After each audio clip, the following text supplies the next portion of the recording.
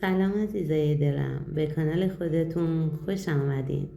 اگر به سرگذشت‌های واقعی دوستان علاقه‌مندین و برای حمایت از ما لطفاً کانال رو لایک و سابسکرایب کنین و زنگوله کنارش رو فعال کنین. داستانی که میخوام براتون تعریف کنم از طرف دوست عزیزمون اکرم جون به دستم رسیده. اکرم جون برامون تعریف میکنن که حدود 30 سال پیش مادرم حدود 19 سالشون بود که از طریق آشنایی یکی از اقوامشون با خانواده پدرم آشنا شدن و ازدواج کردن. پدرم پسری بود که تازه توی فروشگاه استخدام شده بود و شاگرد اون فروشگاه بود که حقوق خیلی کمی هم داشت. مادر و پدرم تا میبینن که پسرشون رفته سر کار و یه جورایی دست چپ و راستش رو شناخته، تصمیم میگیرن که برن براش خواستگاری و سر و سامونش بدن. بعدم میرن خواستگاری مادرم. پدر و مادرم ازدواج میکنن. پدر بزرگم یه خونه برا پدرم میگیره و بهش میگه ماه به ماه خودت باید اجارهش رو بدی. مادرم تعریف میکنن که حقوق پدرت خیلی کم بود. خیلی باید مدارا میکردم برای جمع کردن زندگی و آبرومند زندگی کردن.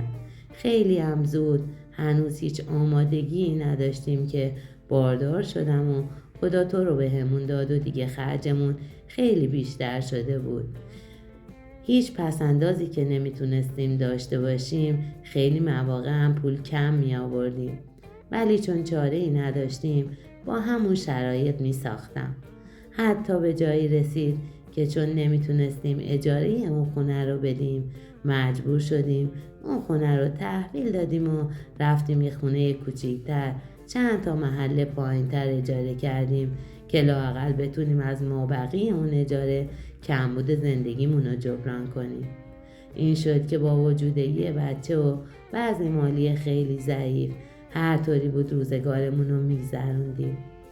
تقریبا 5-6 سال که گذشت، چون پدرت مرد زرنگ و فعالی بود، خیلی زود تونست کاری کنه که حقوقش چند برابر بشه و روز به روز داشت وضع مالیمون بهتر میشد.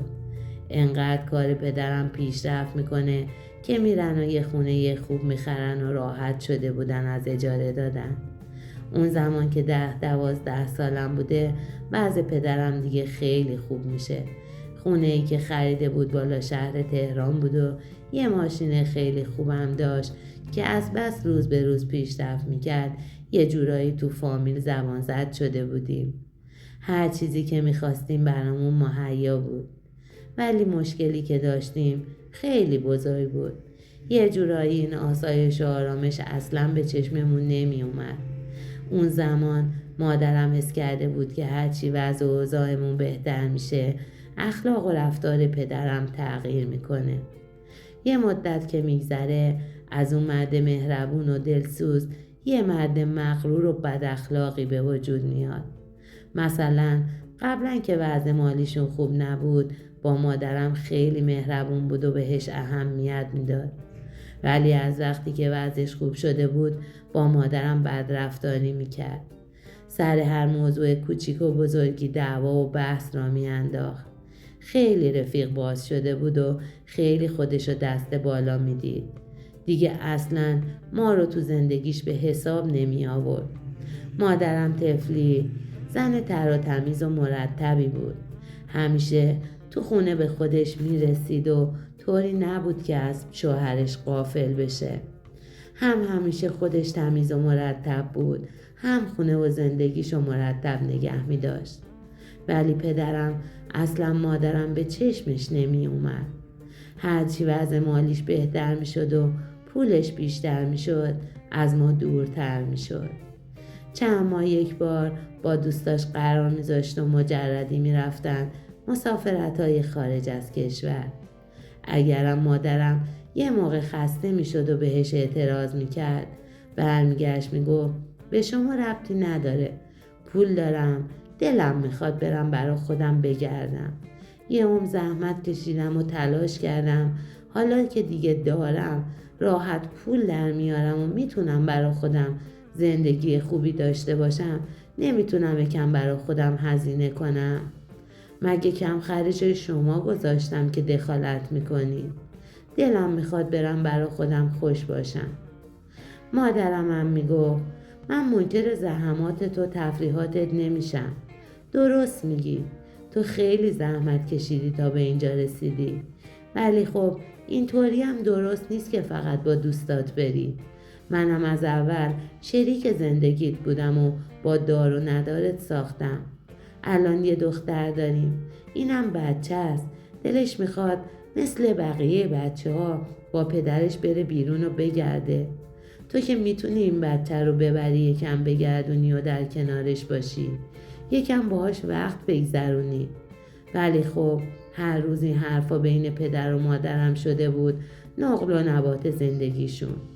هر بار این حرفا زده میشد و چند روز با هم بحث و دعوا داشتن و بعدم قهر میکردن. قهرشون هم طوری بود که هر بار مادرم باید به خاطر غرور پدرم کلی باهاش حرف میزد و منتشو میکشید تا دوباره باهاش حرف بزنه. کم کم که زندگیشون همینطور با بحث و دعوا و قهر پیش میرفت و هر روز بعد از دعواهاشون پدرم قهر میکرد و از خونه بیرون میرفت و من استرس میکشیدم تا شب بشه و پدرم برگرده خونه، اصلا هرچی داشتیم برام بیارزش شده بود، چون ما خودشو میخواستیم. بعد از خودش دلمون به زندگی گرم میشد، ولی خودش که اصل کاری بود رو هیچ وقت نداشتیم. مثلا هر وقت میخواستیم بریم مسافرت پدرم با همون نمی اومد. گاهی اوقات که عیدی چیزی میشد یا تولدی میشد که میخواستیم بریم خونه اقواممون که بهشون سر بزنیم، پدرم با همون نمی اومد و همیشه از چند ماه قبل با دوست و رفیقاش برنامه ریزی کرده بود که با هم برن سفر. ما هم که جرأت نداشتیم حرفی بزنیم، چون اگرم حرفی میزدیم بیفایده بود و بدتر اعصابمون رو خورد میکرد و هیچ اهمیتی نمیداد. جر و بحث و دعوا میشد و میزد یه چیزی رو میشکست و میرفت. مادر من کلاً یه زن صبوره، اونطوری نیست که از کوره در بره. خیلی صبر میکرد، ولی گاهی اوقات دیگه به تعمی اومد و صبرش لبریز میشد. من خودم شاهد بودم که پدرم اصلا خونه اقوام نمی اومد، مخصوصا خونه اقوام مادرم. حتی گاهی هم که خیلی بهش میگفتیم یه جوری هماهنگ میکرد که هر موقع خونه اقوام خودش میرفتیم با همون میومد که طرف اقوام مادرم اینا نیاد. وقتی که به مادرم میگفتن از همسرت چه خبر، خیلی وقتی که ندیدیمش، مادرم طفلی بهونه می آورد که کار زیاده و سرش شلوغه. ولی هم اونا متوجه می شدن که مادرم بهونه میاره، هم خودش میدونست که اونا میفهمن که انقدر سرش شلوغ نیست که سالی یک بارم نتونه بیاد همراهیمون کنه. مثلا گاهی که خاله هام با هم قرار میذاشتن که برن مسافرت جایی، همشون با همسراشون بودن. وقتی که به مادرم میگفتن، مادرم میومد و به پدرم التماس میکرد که ما هم باهاشون بریم. پدرم میگفت اینا شلوغن، 4 خواهر داری و من خوشم نمیاد که مسافرت شلوغی برم. بعدم اینا میخوان براشون ارزون تموم در بیاد، نه هتل میرن نه غذای آنچنانی میخورن. من مسافرت اینطوری نمیام و عذاب میکشم. که وقتی که پدرم این حرفا رو میزد، مادرم بیشتر ناراحت میشد.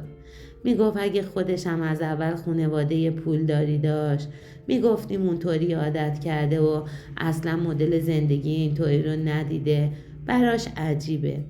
در صورتی که وقتی با هم ازدواج کردیم، خانواده‌اش از خانواده منم پایین تر بودن. حالا که به یه چیزی رسیده خودشو گم کرده و هیچ کسی رو قبول نداره. گاهی که من به مادرم میگفتم خب مامان این حرفا رو به روش بیار، شاید بفهمه.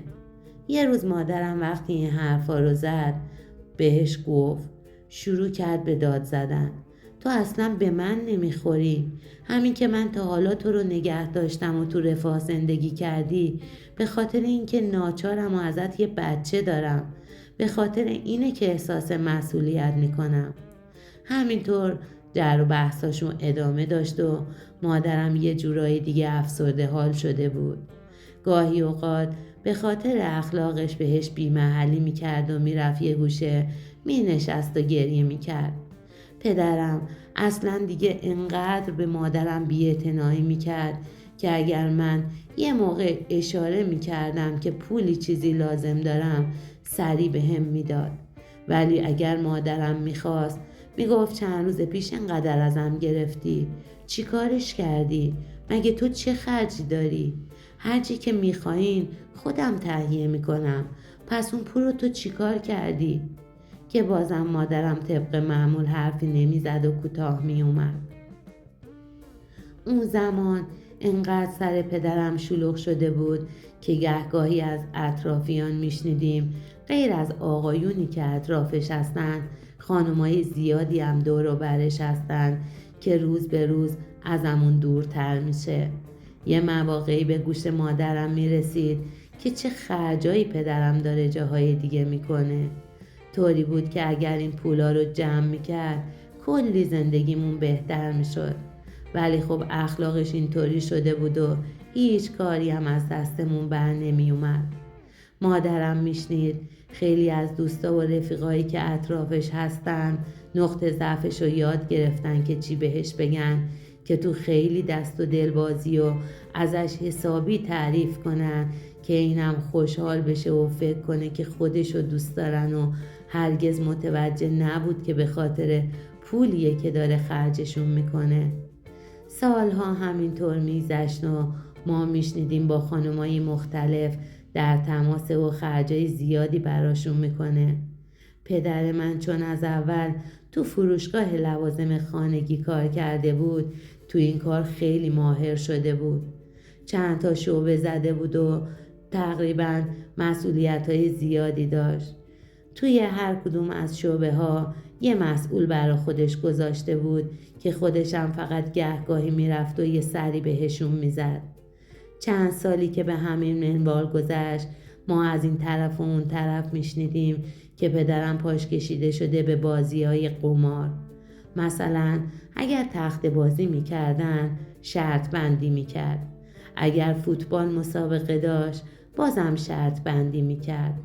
اگر تو این شرط بندی ها برنده میشد دوباره ادامه میداد و خوشحال بود که مبلغ بیشتری ببره. اگرم باخت میداد که دوباره ادامه میداد تا اون باختشو بتونه جبران کنه. از وقتی که مادرم فهمیده بود که داره قمار میکنه دیگه به مالشم دلچرکین شده بود. از پولی که می آورد، از مواد غذایی که می خرید همیشه مادرم ناراحت بود، ولی هیچ کاری از دستش بر نمی اومد که انجام بده. من اون زمان دلم واقعا برای مادرم میسوخت. دلم میخواست از این کارهای پدرم با خبر نشه که انقدر عذاب بکشه. ولی خب متاسفانه دوستای مشترکی داشتیم که خبرها رو به مادرم میرسوندن. سرتون رو درد نیارم. از روزی که پدرم پاش به قمار باز شده بود به خاطر باختایی که میداد روز به روز داشت مال و اموالش کمتر میشد و به خاطر این بدهکار شده بود. به خاطر اینکه آبروش در خطر بود میرفت پول نزول میکرد که جلوی بقیه کم نیاره. انقدر پدرم از این کاسه به اون کاسه و از این کلاه به اون کلاه کرد و فایده‌ای نداشت تا اینکه روز به روز یا شعبه هاش بسته شد یا طلبکاراش می اومدن و در خونه رو می زدن و دیگه حسابی گرفتار شده بودیم. از وقتی که دوباره گرفتار شده بود به مادرم پناه آورده بود و بیشتر تو خونه میموند. گاهی هم از مادرم مشورت می گرفت. مثلا می گفت اون شعبه بسته شد، جنساشم اومدن و بردن. مادرم هم می گفت والا من نمیدونم چی بگم. من از اولم سر از کار تو در نیاوردم و نمیدونم که چی کار کردی. دیگه پدرم داشت حسابی تو بدهکاری غرق میشد. شب تا صبح راه میرفت. صبح تا شب از دست طلبکاراش تو خونه قایم میشد. طلبکارا می اومدن جلوی در و سر و صدا میکردن و بالاخره مجبور شد هر چی رو که داشت بفروشه. حتی ماشین زیر پاشو فروخت و یکم از بدهیاشو داد. ولی انقدر بدهیای زیاد بود که نمیتونست بده. یه روز اومدن دم در خونه و بالاخره پدرمو گرفتن و بردن. وقتی که پدرمو بردن، من و مادرم مونده بودیم با این همه قرض و بدهی که اصلا نمیدونستیم این قرضا از کجا اومده. مادرم میگفت نمیدونم این مرد چی کار کرده که این همه به مخمسه خورده. مادرم طفلی هرچی پسنداز تو این سالها داشت و هرچی خورد طلا خریده بود و کنار گذاشته بود رو فروخت و میرفت با طلبکارا صحبت میکرد که یکم از طلباشون رو بگیرن و راضی بشن که پدرم از زندان بیاد بیرون که کار کنه و پولشون رو بده.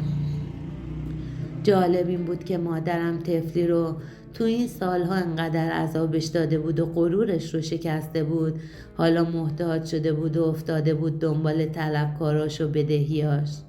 مادرم صبح که میشد لباساشو میپوشید و از خونه میرفت بیرون تا غروب، از این محل به اون محل، از این خونه به اون خونه، تا بتونه یکم از طلبکارا رو راضی کنه و یکم بدهیاشون رو بده و پدرم از زندان آزاد بشه که کار کنه که طلباشون رو بتونه بده. وقتی پدرم از زندان اومد بیرون، دوباره شده بود مثل سالهای اول زندگیشون، همونطور مهربون، همونطور صبور. دیگه از اون غرور خبری نبود. پدرم یکم که فکر کرد دید نمیتونه حالا طلبکارا رو بده. تصمیم گرفت که خونمونو بفروشه. یه روز اومد و به مادرم گفت مجبوریم خونه رو بفروشیم، چون من هر کاری کنم نمیتونم اینطوری جواب طلبکارامو بدم. مادرم گفت من حرفی ندارم. اگر میدونی با فروش خونه همه چیز درست میشه، اشکالی نداره، برو بفروش. ولی اگه شک داری که حل بشه یا نشه، حداقل آشیونمونو به هم نزن. که پدرم بهش گفت نه، مطمئن باش درست میشه. بعدم رفت و خونه رو فروخت و یکم از بدهیاشو داد. ولی چون نزول کرده بود اون پولا چند برابر شده بود. ما یکم از اون پولا رو دادیم و یکم هم نگه داشتیم که رفتیم یه خونه خیلی کوچیک توی محله پایین خریدیم. خونه رو که خریدیم بدهیای پدرم هنوز کامل تسویه نشده بود. بازم به دنبالش بودن که بگیرن و ببرن زندان. همینطور پدرم فراری بود. انقدر وضع زندگیمون بد شده بود که من که تو اون سالها عادت داشتم از همه بچه‌ها سرتر باشم، طوری شده بودم که از همه سر و وضعم بدتر شده بود. اون زمان سالهای آخر درسم بود و باید حسابی درس میخوندم برای کنکور آماده بشم، ولی اصلا دل و دماغ درس خوندن نداشتم. تو خونه که همش نگرانی و استرس داشتیم. هر موقع یکی زنگ خونه رو میزد، سری پدرم میرفت بالای پشت بوم و قایم میشد که نکنه دوباره بیان بگیرن و ببرنش. هرچی هم که دست و پا میزد فایده ای نداشت. همینطور به سختی و با استرس زندگی میکردیم تا اینکه پدر مادرم که سالها قبل هرچی پدرم رو نصیحت کرده بود به حرفش گوش نداده بود، حتی خونه‌شون هم نمیرفت، به خاطر زندگی دخترش اومد وسط. چون ریش سفید بود و یه جورایی هم همه احترامش میکردن، رفت پیش هر کی که پدرم بهش بدهکار بود و صحبت کرد. گفت داماد من بدجوری گرفتار شده، خودشم میدونه اشتباه کرده، ولی شما به خاطر زن و یه دختری که داره یکم باهاش راه بیایید و یکم از بدهیاتون رو ببخشید. پدر بزرگم تونست خیلی از مشکلاتمون رو حل کنه، ولی خیلی از بدهی‌ها رو باهاشون صحبت کرد که یا قسطی پرداخت کنیم یا اینکه پولشون رو ببخشن. بعضیا از پولشون گذشتن. اون زمان ما مجبور شدیم همون خونه کوچیکی رو که برامون باقی مونده بود و خریده بودیم و اونم فروختیم. دادیم طلبکارا و رفتیم تو خونه پدر بزرگم. پدر بزرگم یه خونه قدیمی داشت که 2 اتاق کوچیک کنار حیاطشون بود که یکی از اون اتاقا رو خودش توش زندگی میکرد و یکی از اونا رو داد به ما. مادرم میگفت ببین دنیا چطوری میچرخه. ما هر موقع تو این سالها میخواستیم بیایم که به پدرم سر بزنیم، پدرت میگفت خونهشون پایین شهره و کوچیکه، من جای پای تو محلشون ندارم و اعصابم خورد میشه.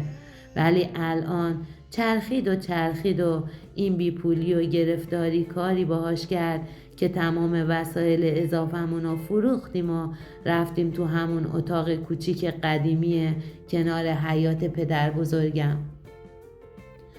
خونه پدر بزرگم اصلاً آشپزخونه نداشت. یه آشپزخونه کوچیک اون طرف حیاط داشتن که مادرم میرفت و همونجا آشپزی میکرد. حالا دیگه پدرم تازه برگشته بود به روزای اولی که با مادرم ازدواج کرده بود. یعنی نه خونه ای از خودش داشت و نه درآمد و ماشینی. دوباره رفت توی فروشگاه و شاگرد اون فروشگاه شد. اون موقع پدرم 50 ساله شده بود و تو این سن برگشته بود به سن 30 سال قبل. اون زمان مادرم اصلا کارایی رو که در حقش کرده بود و به روش نمی آورد. بازم همونطور باهاش کنار می اومد. 3 سالی گذشت و با صرفه جویی و از این کاسه به اون کاسه کردن مادرم زندگیمون میگذشت. بعد از این 3 سال دوباره زندگیمون به چالش جدیدی برخورد. مادرم یه عمه داشت که برای تحصیلات به خارج از کشور رفته بود و بعدم همونجا مونده بود. یه موقعیت خیلی خوبی اونجا داشت. عمه مادرم بعد از سالها که به ایران نیومده بود که اقوامش رو ببینه، حالا اومده بود که فامیلش رو ببینه. عمه مادرم خارج از کشور پزشکی خونده بود و جراح بنامی شده بود. تو این سالها به ندرت اومده بود سر بزنه. عمه چون همه اقوامشون فوت کرده بودن و فقط پدر بزرگم تنها براش مونده بود، تصمیم گرفته بود که بیاد خونه پدر بزرگم. اقوام مادرم که شنیدن عمه خانم اومده، اونام همه اومدن خونه پدر بزرگ که عمه خانم رو ببینن. وقتی که اومد یه خانم خیلی مهربون، خیلی با محبت و دوست داشتنی. 2-3 روزی که موند اقوام یکی یکی اومدن و عمه رو دیدن و رفتن. مادرم هم که میدید عمه چند سالیه که ایرانو درست نگشته، هر روز عمه رو میبرد و جاهای دیدنی رو نشونش میداد. یه روز که با مادرم رفته بودن که خیابونا رو بگردن، به مادرم گفته بود تو چرا بعد از این همه سال هنوز تو خونه پدرت زندگی میکنی؟ مادرم هم شروع کرده بود براش درد و دل کردن و همه ماجراها و اتفاقایی که تو اون چند سال افتاده بود و براش تعریف کرده بود. چند روزی که موند و دیگه قرار بود برگرده، یه روز اومد و با مادرم صحبت کرد که من برادرم رو خیلی دوست دارم. تو هم که دخترشی رو به اندازه خود برادرم دوست دارم. من تو این چند روز هر بار با برادرم صحبت میکردم فقط قصه تو رو میخوره که زندگیت به هم ریخته. حالا من دلم میخواد یه کمکی بهتون بکنم. تو الان دخترت بزرگ شده و خیلی زشته که تو این 2 اتاق و با این وسایل زندگی کنی. بعدم به مادرم گفته بود من یه مقدار پول در اختیارت میذارم، ولی ازت یه قولی میخوام بگیرم. من قولی که میخوام ازت بگیرم اینه که اون پولو به هیچ وجه دست شوهرت ندی.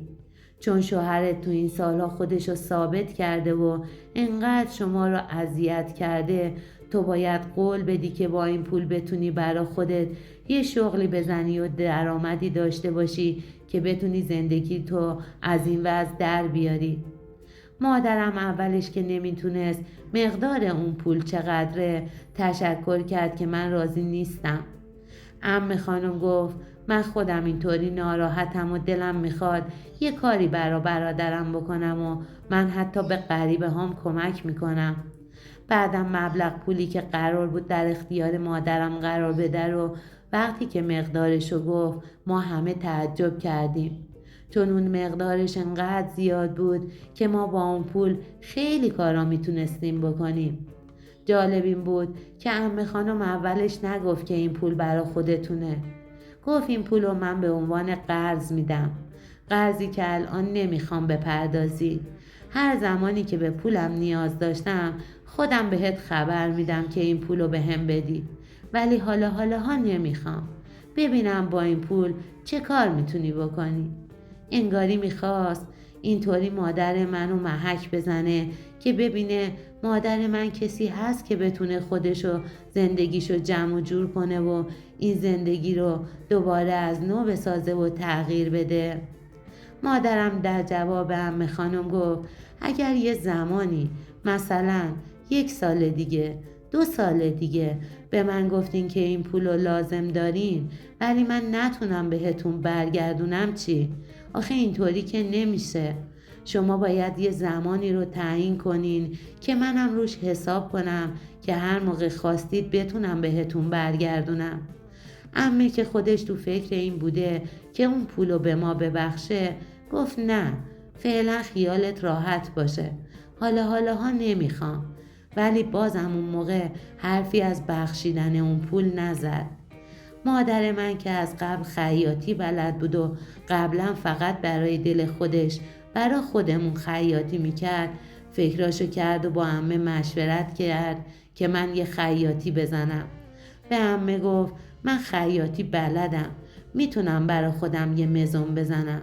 چند باریم سالها قبل به شوهرم گفته بودم، ولی خب چون نیاز مالی نداشتیم اجازه نمیداد. بعدم که وضع مالیمون خراب شد دیگه پولی نداشتم که بتونم کاری راه اندازی کنم. ولی سال هاست که این فکر تو ذهن خودم هست. اگر صلاح بدونین من یکم وسایل بخرم و چند نفرم بیارم کنارم و یه مزون راه بندازم. عمه قبول کرد و قرار شد مادرم بره و مزون رو راه اندازی کنه که عمم گفت دائم به هم خبر بده که چی کار میکنی.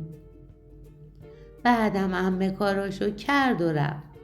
مادرم هم دیگه چسبید به کار. وقتی خبر پیشرفتشو به عمه میداد اونم خیلی خوشحال میشد. تو این سالها 2 بار دیگم برای مادرم پول فرستاد. طوری شد که در حدود 6-7 سال که گذشت ما تونستیم حسابی پیشرفت کنیم. اون روزا عمه یه پولی فرستاد برای مادرم که مادرم بره و به نام خودش تو یکی از خیابونای بالا شهر تهران یه خونه خوب بخره که ما بریم و توی اون خونه زندگی کنیم و از خونه پدر بزرگ بلند شیم. مادرم همیشه میگفت این اومدن عمه من بعد از سالها اتفاقی نبوده. خدا خواسته به ما رو کنه و به واسطه عمه زندگیمونو تغییر بده. مادرم که دیگه تو این سالها خیلی خوشحال بود همه جوره تلاش میکرد. مزونی که زده بود و سر پا نگه داشته بود و حتی چند تا خانم دیگم که بهش معرفی شده بود که به قول مادرم کارشون سکه بود و آورده بود تا روز به روز کارشون بهتر بشه. این شد که بعد از سالها به خواست خدا و با وجود کمک عمه و مادرم ما دیگه خیلی راحت زندگی میکردیم. خونه عمه بود و مادرم هم هر روز از صبح میرفت تا عصر که روحیش هم خیلی بهتر شده بود و درآمدم از خودش بود و دیگه پدرم نمیتونست با تصمیمات اشتباهش اعصابشو خورد کنه و مادرم حسابی اعتماد به نفس گرفته بود. اگر از پدرم بخوام براتون بگم که پدرم هم خیلی خوشحال شده، ولی چون مادرم به عمه قول داده بود که هیچ پولی رو در اختیارش قرار نده، پدرم تو کار خودش بود و مادرم هم برای خودش تلاش میکرد، ولی هیچ اختیار مالی به پدرم نداده بود.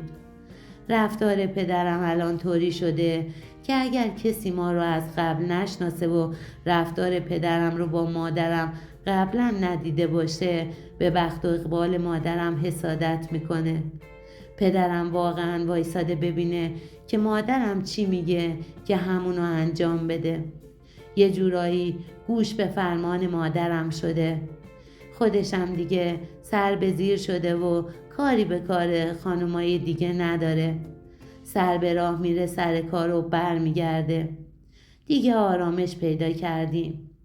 پدر بزرگم چند سال پیش فوت کرد که خیلی ما ناراحت شدیم، چون پدر بزرگم خیلی مهربون و دلسوز بود و با اینکه پدرم اصلا گوش به حرفاش نداده بود، ولی تو بدترین موقعیت دست ما رو گرفت و از تمام بدیهای پدرم چشم پوشی کرد. حتی اگر عمه خانومم دست ما رو گرفت، به واسطه پدر بزرگم بود. حالا که فکر میکنم پدر من گنجایش این وضع خوب و رفاه زیادی رو نداشت. اینی که خدا زن خوب و بچه سالم بهش داده بود و برکت تو مالش گذاشته بود رو نتونست حذف کنه. خدام که میخواد بنده هاشو آزمایش کنه، اونو ازمون گرفت که بفهمیم قدر نعمتهاشو ندونستیم.